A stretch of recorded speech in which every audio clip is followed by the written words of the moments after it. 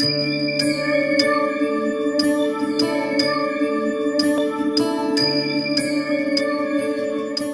ஆன்மீக நேயர்கள், ஜோதிட அன்பர்கள் அனைவருக்கும் அன்பான வணக்கங்கள். நான் உங்கள் வாழ்க வளமுடன் ஜோதிடர் ஸ்ரீ குரு சுந்தர வடிவேல். இப்ப பாத்தீங்கன்னா மாசி மாதத்திற்கான பலாபலன்கள் எப்படி இருக்குது, ஒவ்வொரு ராசிக்கும் எப்படி இருக்கு, என்ன செய்யலாம், என்ன செய்யக்கூடாது, என்ன விதமான முயற்சிகள் கை கொடுக்கும் அப்படிங்கிறதை பற்றியும், கிரக பயிற்சிகள் பற்றியும், அது மட்டும் இல்லைங்க, ஒவ்வொரு நட்சத்திரத்துக்கும் என்னென்ன பலாபலன்கள் இருக்குது, என்ன விதமான வழிபாடுகள் உகந்ததாக இருக்கும் அப்படிங்கிறதை பற்றி விரிவா தெளிவா நம்ம பார்க்க இருக்கிறோம்.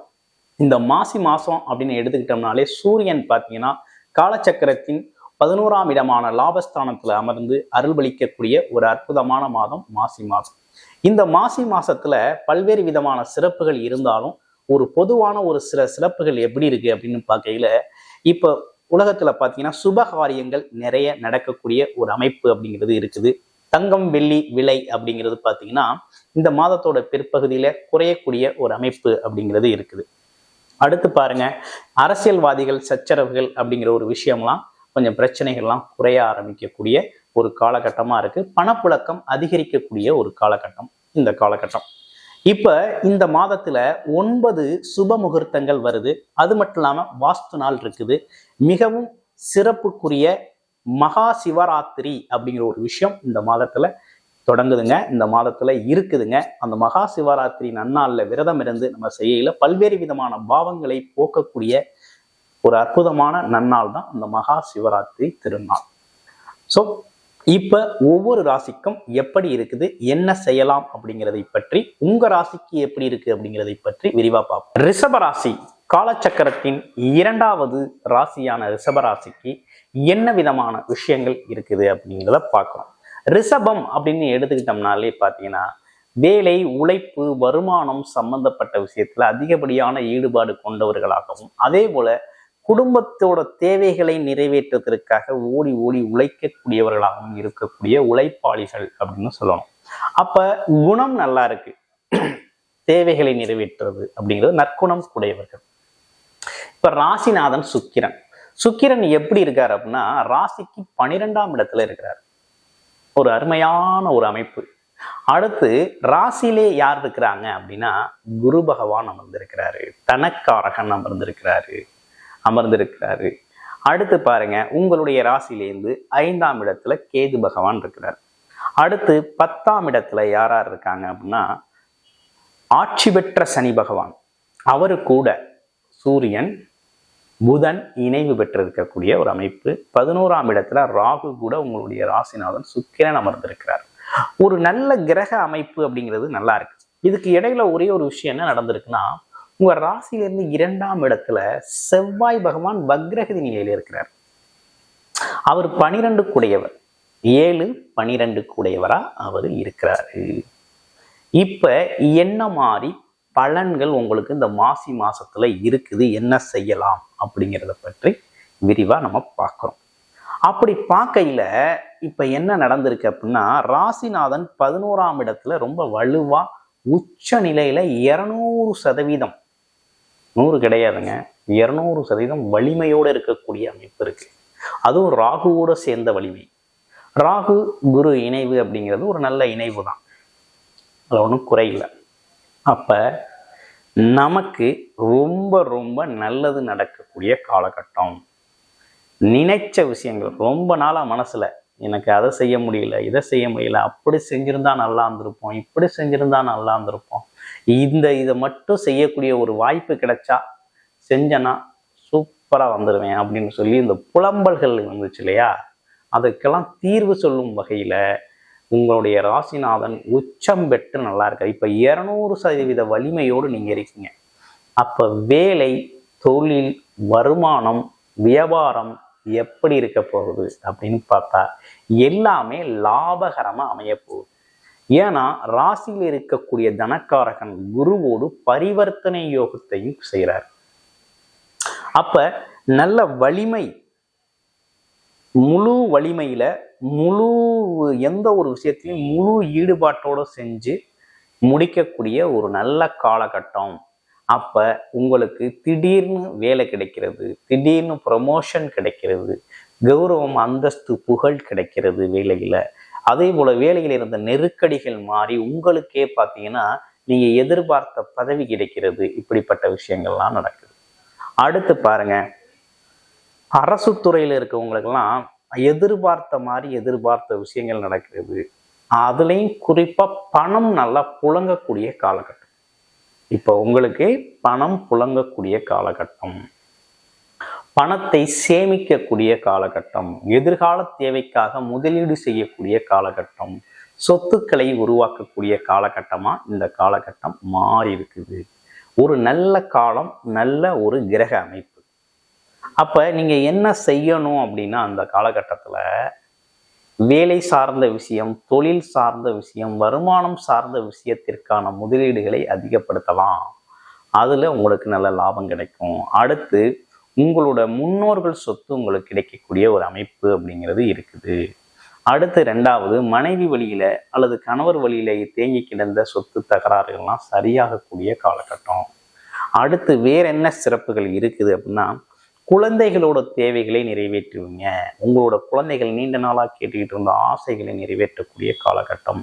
ஒரு பெரும் பணம் புழங்கக்கூடிய நல்ல நேரம் அப்படின்னா இந்த நேரம் தான் உங்களுக்கு. அதே நேரத்துல இந்த சனி பகவான் பார்த்தீங்கன்னா 11ஆம் இடத்துல சூரியனோட சேர்ந்து அமர்ந்திருக்கிறார். நாளுக்குடையவரோட சேர்ந்து அமர்ந்திருக்கிறதுனால அரசு சார்ந்த ஒப்பந்தங்கள் கிடைக்கக்கூடிய காலகட்டம், வேலைகள் அமையக்கூடிய காலகட்டமா இருக்கு. பொதுஜன தொடர்பு நல்லா இருக்கு. சொந்த தொழில் சொர்க்கம் மாதிரி நடக்கக்கூடிய காலகட்டம், கமிஷன் தொழில்களில் ஜெயிக்கக்கூடிய காலகட்டம். அப்போனா ஒரு பொருள் வாங்கி வியாபாரம் பார்க்கறது வியாபாரிகளுக்கு ரொம்ப நல்லா இருக்கு. வியாபாரம் செய்யக்கூடியவர்களுக்கெல்லாம் ரொம்ப நல்லா இருக்கக்கூடிய காலகட்டமா இருக்கு. அதே போல ஏற்றுமதி இறக்குமதி தொழில்கள் செய்யறவங்களுக்கெல்லாம் ரொம்ப நல்லா இருக்குது. அப்ப கிட்டத்தட்ட இந்த காலங்கிறது ஒரு நல்ல காலமா இருக்குது. அது மட்டும் இல்லாம இடம் வாங்குறது, வீடு வாங்குறது, அது மட்டும் இல்லாம ஒரு வண்டி வச்சிருந்தோம்னா வண்டியை புது வண்டியா மாத்திக்கிறது, ஆமா, மனைவி கேட்ட விஷயத்த செஞ்சு கொடுக்கறது, குழந்தைகள் கேட்ட விஷயத்த செய்யறது, கெட்டதை செய்கிறது அப்படிங்கிறது மாதிரி பல்வேறு நன்மைகள் நடக்கக்கூடிய மாதமாக இந்த மாதம் உங்களுக்கு அமைஞ்சிருக்கு. அதுல என்ன ஒரு விஷயத்துல கவனமா இருக்கணும்னா, கணவன் மனைவி ஒற்றுமை சார்ந்த விஷயத்துல கொஞ்சம் கவனமா இருக்கணும். ஏன்னா வீண் வாக்குவாதங்களை தவிர்த்துக்கணும். ஒருத்தர் விமர்சனம் செய்யறது, நான் பெரியாள் நீ பெரியாளுங்கிறது, இப்படிப்பட்ட விஷயங்கள்லாம் கொஞ்சம் கவனம் எடுத்துக்கணும். எதிர்பாலினம் அப்படின்னு சொல்லக்கூடிய வகையில கவனம் எடுத்துக்கணுங்கிற ஒரு அமைப்பு இருக்குது. அப்ப குடும்ப சண்டைகளை உருவாக்கிக்க கூடாது. வாக்குவாதத்துல பேச்சால உருவாக்கிக்காம இருக்கணும் அப்படிங்கிறது தான் இதுல நம்ம கவனத்துல எடுத்துக்க வேண்டிய விஷயமா இருக்குது. அடுத்து வேற என்ன தெரியணும் உங்களுக்கு? சீனியர் சிட்டிசன்ஸ், கொஞ்சம் வயசானவங்க ஏதாவது செய்யணும்னு முயற்சி செஞ்சா இந்த காலகட்டத்தை நீங்க பயன்படுத்திக்கலாம். ஒரு நல்ல காலகட்டம் தான். ஸோ இவ்வளவு விஷயங்கள் நல்லா நடந்தாலும் உங்களுடைய திசாபுத்தி அமைப்பு எப்படி இருக்கு, அதாவது உங்களுடைய பிறப்பு ஜாதகத்துல எப்படி இருக்கு அப்படிங்கிறத பார்க்கணும். பிறப்பு ஜாதகத்துல என்ன மாதிரி திசாபுத்தி இருக்குது நடக்குது, இப்ப இவ்வளவு வாய்ப்புகள் நமக்கு இருக்குது, எதை பயன்படுத்தினா நம்ம ஜெயிக்கலாம் அப்படிங்கிறது தான் இங்க விஷயமா இருக்கு. அப்ப இவ்வளவு வாய்ப்புகள்ல உங்களுக்கான வாய்ப்பு எது அப்படிங்கிறத பார்த்து இந்த காலகட்டத்தில் அதற்கான முயற்சி எடுத்தீங்க அப்படின்னா உறுதியாக ஜெயிக்கிறது உறுதி. இன்னொன்று, வெளிநாடு வெளியூர் சார்ந்த விஷயங்கள்லேருந்து தகவல் உங்களுக்கு கிடைக்கும், அது சார்ந்த உதவிகள் கிடைக்கும், அது சார்ந்த நண்பர்கள் கிடைப்பாங்க. இப்படிப்பட்ட விஷயங்கள்லாம் நடக்க இருக்குது. இப்போ வெளிநாடு போகிறவங்க தாராளமாக வெளிநாடு போகலாம். அதற்கான முயற்சிகளில் வெற்றி பெறக்கூடிய காலகட்டமாகவும் இருக்குது. அப்போ உங்களுடைய பிறப்பு ஜாதகம் எப்படி இருக்குது அப்படிங்கிறத பார்த்து இதற்கான விஷயங்களை நீங்கள் எடுத்து பயன்படுத்திக்கக்கூடிய ஒரு நல்ல காலமாக இந்த காலம் உங்களுக்கு அமைஞ்சிருக்குது. சரி, இதெல்லாம் தாண்டி ஸ்போர்ட்ஸில் இருக்கிறவங்களுக்கெல்லாம் எப்படி இருக்க போகுது அப்படின்னு பார்த்தோம்னா, இந்த ஸ்போர்ட்ஸு விளையாட்டு பந்தயம் போட்டி பந்தயங்களில் இருக்கிறவங்களுக்கெல்லாம் இந்த காலகட்டத்தில் கொஞ்சம் நினச்ச மாதிரி அவங்க சக்ஸஸ்ஃபுல்லாக வரக்கூடிய காலகட்டம். அப்போ அரசாங்க வேலை ஏதுனா கிடைக்குமா அப்படின்னு பார்த்தா, இப்போ அரசாங்க கிரகமே தொழில் கிரகத்தோடு சேர்ந்து அமர்ந்திருக்குது.